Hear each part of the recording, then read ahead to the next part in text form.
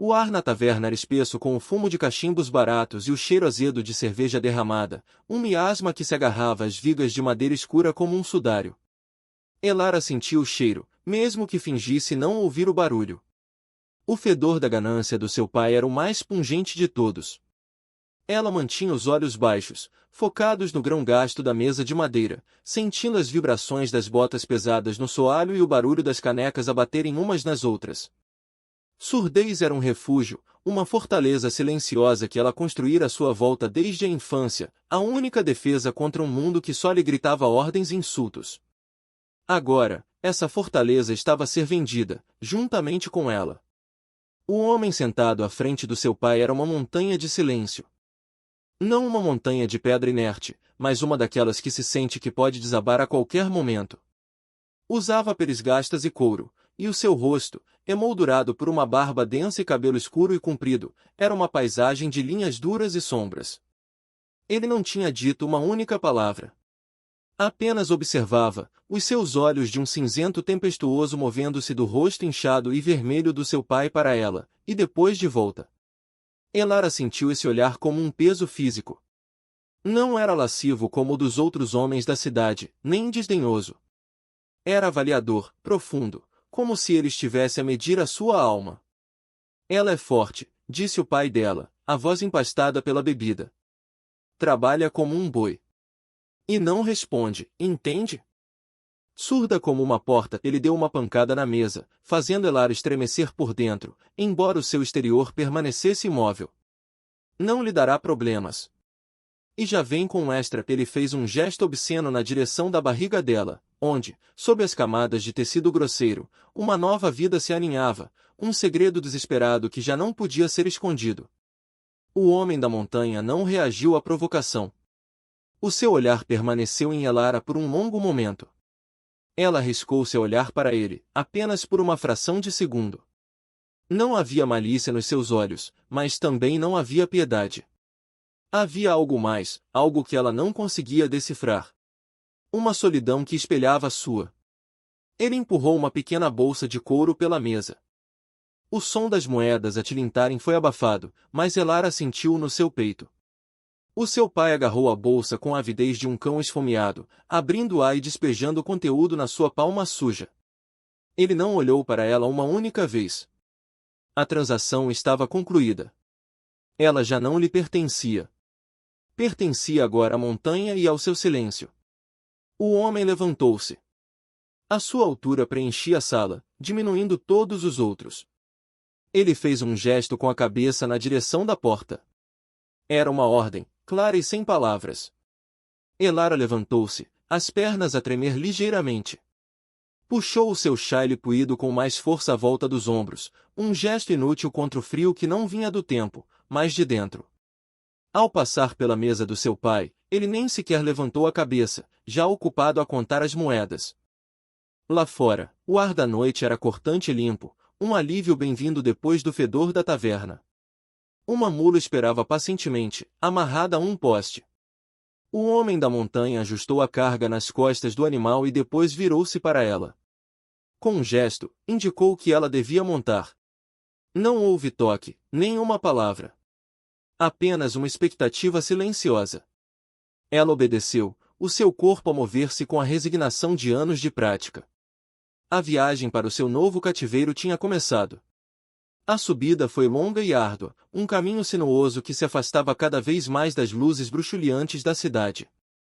A lua cheia lançava um brilho prateado sobre as rochas e os pinheiros imponentes, criando sombras que dançavam como fantasmas.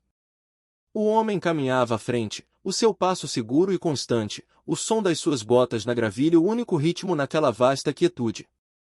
Elara, montada na mula, agarrava-se à sela, o seu corpo a balançar com o movimento do animal. O medo que sentirá na taverna tinha se transformado numa apreensão vazia. Ela tinha trocado uma prisão por outra, mas esta era desconhecida. O silêncio dele era diferente do silêncio dela.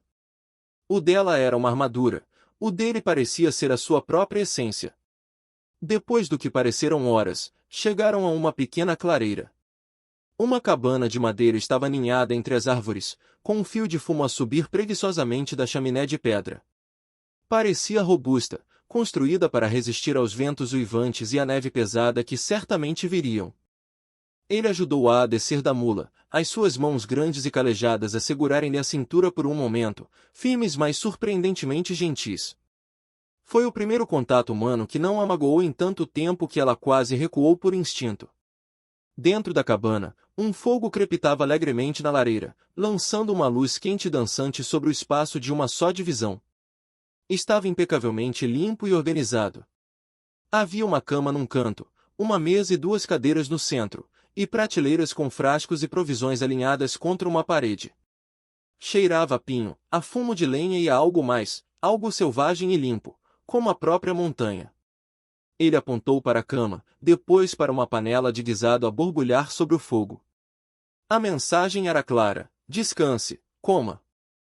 Ele pegou num cobertor e dirigiu-se a um canto perto da lareira, preparando um lugar para si no chão. Ele não ia partilhar a cama com ela. Um nó de tensão que Elara nem sabia que estava a segurar desfez-se no seu peito. Talvez, apenas talvez, este não fosse o tipo de monstro que ela tinha imaginado.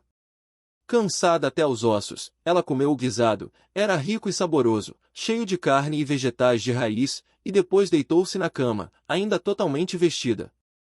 Adormeceu ao som do crepitar do fogo e do som suave da respiração do homem silencioso que a tinha comprado. Pela primeira vez em anos, o seu sono não foi assombrado por gritos. Os dias transformaram-se numa rotina silenciosa, marcada pelo nascer e pelo pôr do sol sobre os picos das montanhas. Silas, como ela veio a saber que ele se chamava ao vê-lo gravar as iniciais num cabo de faca, era um homem de hábitos. Ele levantava-se antes do amanhecer, reavivava o fogo e saía para a escuridão fria. Regressava horas mais tarde, por vezes com um coelho ou um par de pássaros, outras vezes com lenha cortada ou água fresca da nascente. Ele nunca lhe dirigia a palavra, comunicando através de gestos simples e eficientes. Apontava para a comida, para o balde de água, para a pilha de roupa que precisava de ser remendada. E Elara respondia em espécie, com o seu próprio silêncio. Ela assumiu as tarefas domésticas sem que lhe fosse pedido. Cozinhava as refeições, remendava as suas roupas de couro, mantinha a cabana limpa. Era um trabalho duro, mas era um trabalho com um propósito.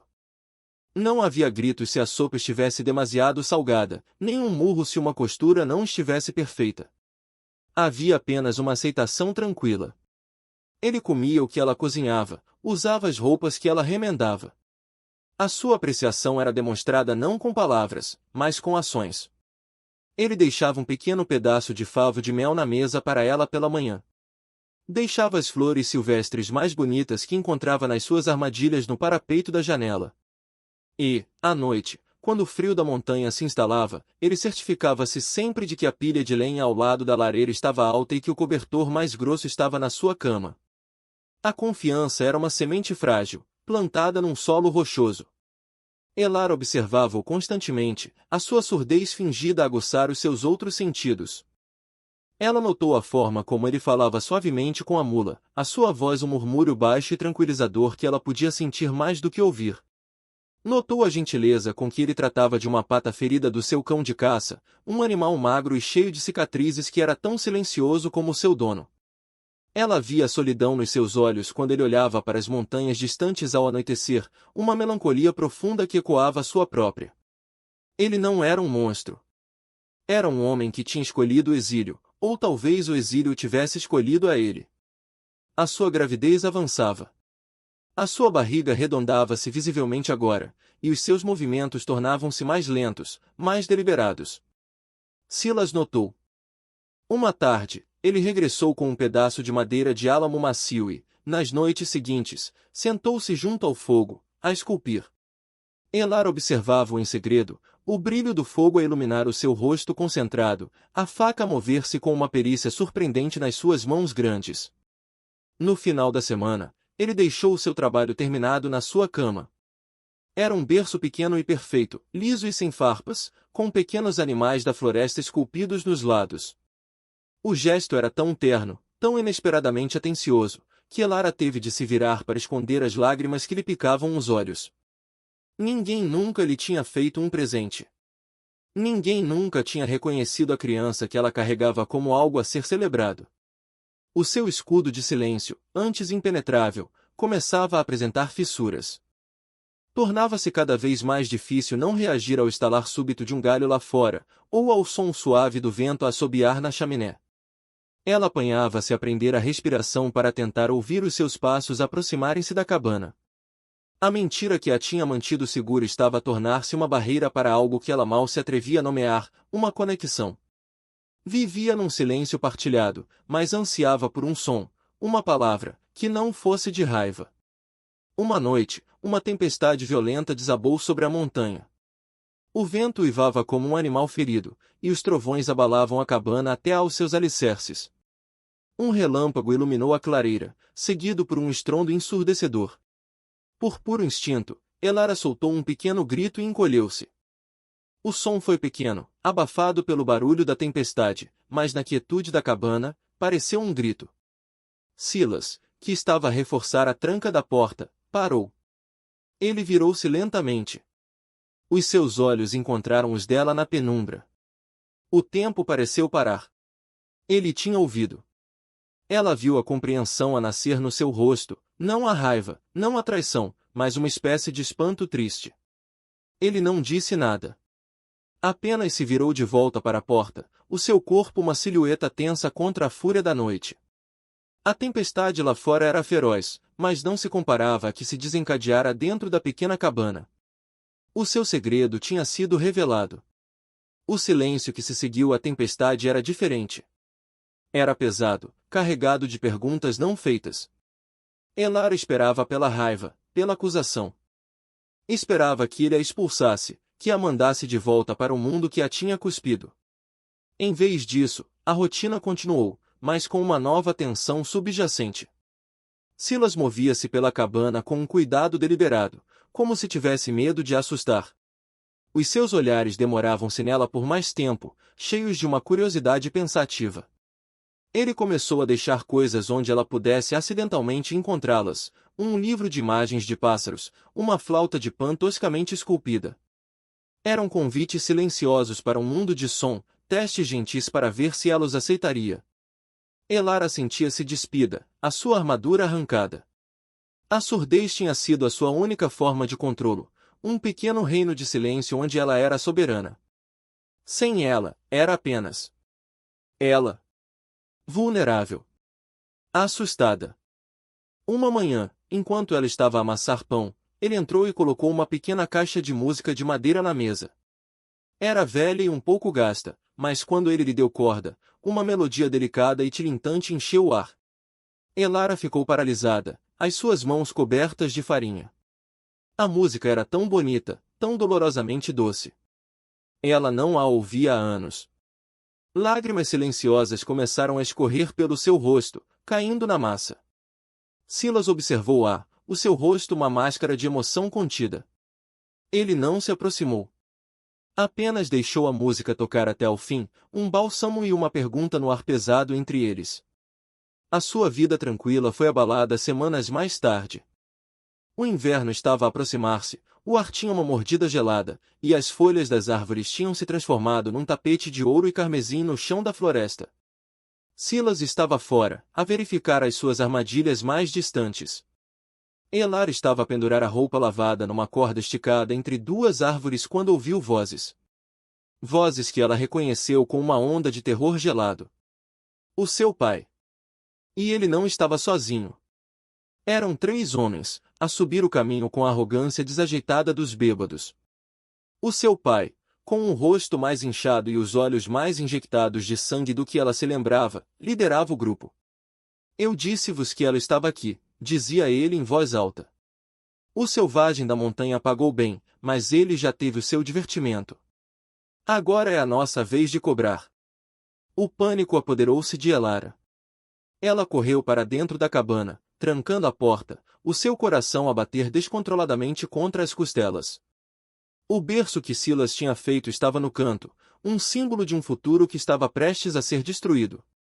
Ela olhou à volta, desesperada por uma arma, um esconderijo. Mas não havia para onde fugir. A cabana era uma armadilha. Eles chegaram à porta, as suas vozes altas e cruéis a quebrarem a paz da montanha. Abra a porta, sua cadela ingrata, gritou o seu pai, batendo com um punho na madeira. Sabemos que está aí dentro. E sabemos que não é surda coisíssima nenhuma. A revelação atingiu-a como um golpe físico.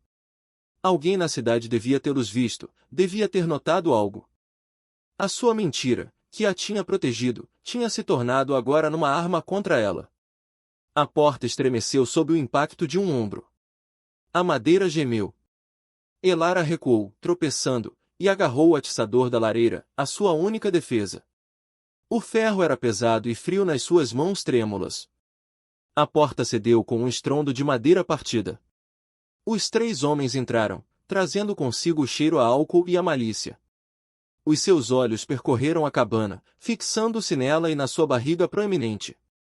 Ora, disse um dos estranhos, um homem corpulento com um sorriso nojento. O teu pai disse que tinhas engordado. Parece que o homem da montanha te manteve ocupada. O seu pai avançou. Dá-nos o que ele tiver de valor. Prata, peles. E depois vens conosco. Há homens nas minas que pagariam bem por uma mulher. Especialmente uma que não se queixa. O medo deu lugar a uma fúria fria. Esta criança, esta vida dentro dela, não ia nascer num mundo definido por homens como estes. Ela ergueu o atiçador. Fiquem longe de mim, disse ela, a sua voz um raspar rouco, estranho aos seus próprios ouvidos pelo desuso. O seu pai riu-se, um som feio e borbulhante.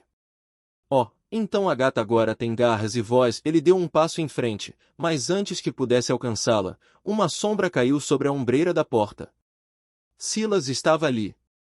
Ele não trazia uma arma na mão, mas não precisava. A sua presença era arma suficiente. O seu rosto era uma máscara de fúria gelada, os seus olhos cinzentos faiscavam como pederneiras. Ele olhou para os homens, para a porta partida, e depois para Elara, encolhida com o atiçador na mão. Uma compreensão terrível e um instinto protetor primordial tomaram conta do seu rosto. Saíam, disse ele. A sua voz não era alta, mas tinha o peso e a ressonância de uma avalanche iminente. Os homens hesitaram, a sua coragem alcoólica vacilar perante a ameaça silenciosa que ele representava. Mas eram 3 contra 1. O pai de Elara, enraivecido, cuspiu no chão. Viemos buscar o que é nosso. Ela é minha filha. Ela não é nada seu, retorquiu Silas, dando um passo para dentro da cabana, colocando-se entre eles e Elara. O que compraram com bebida, perderam por direito. Agora, saiam da minha casa. O homem corpulento decidiu testar a sua sorte. Ele avançou com uma faca na mão. O movimento de Silas foi um borrão. Rápido como um relâmpago, ele desviou o braço do homem, torcendo. Ouviu-se um estalo seco e o homem gritou, a faca cair no chão. Silas não parou. Ele atingiu o segundo homem com um soco que o fez cambalear para trás e cair sobre a mesa, partindo-a ao meio. O pai de Elara, vendo a sua vantagem desaparecer, fez um movimento desesperado. Ele contornou Silas e agarrou Elara, puxando-a para frente dele como um escudo. Não te mexas, selvagem, ou eu corto-a. O mundo de Elara estreitou-se para o cano frio de uma pistola que o seu pai lhe encostou à têmpora. Silas congelou, os seus olhos fixos nos dela, a sua fúria agora misturada com um medo palpável. Naquele momento, no meio do caos, os seus olhares encontrarão-se e uma comunicação silenciosa passou entre eles. Confiança. Solta-a, disse Silas, a sua voz baixa e perigosa. Não até sairmos daqui em segurança, rosnou o pai dela, começando a arrastá-la para a porta. Foi então que Elara agiu. Com toda a força que conseguiu reunir, ela bateu com a cabeça para trás, atingindo o nariz do seu pai com um estalo nauseante. Ele gritou de dor, o seu aperto a afrouxar por uma fração de segundo. Foi o suficiente. Ela baixou-se e girou, enfiando o cotovelo com força no seu estômago. Ele dobrou-se, a arquejar por ar. Naquele instante de distração, Silas avançou. Ele não o matou. Ele desarmou-o e atirou-o para fora da cabana como se fosse um saco de lixo. Os outros 2, um a segurar o braço partido, o outro a gemer no chão, apressaram-se a seguir o seu líder, tropeçando e caindo na sua pressa de fugir da ira silenciosa da montanha. Silas não os perseguiu. Ele ficou na porta, a observá-los a desaparecerem pela floresta abaixo, o seu peito a arfar. Depois, virou-se lentamente e olhou para Elara. A cabana estava em ruínas, a porta pendia das dobradiças, a mesa estava partida. Mas eles estavam a salvo. O silêncio voltou, mas desta vez, não era vazio nem pesado. Estava cheio de tudo o que tinha acontecido. Elara deixou cair o atiçador, o seu som metálico no chão a selar o fim da batalha. Ela olhou para Silas, o homem que a tinha comprado, o homem que a tinha protegido, o homem que agora conhecia o seu segredo e tinha lutado por ela de qualquer maneira.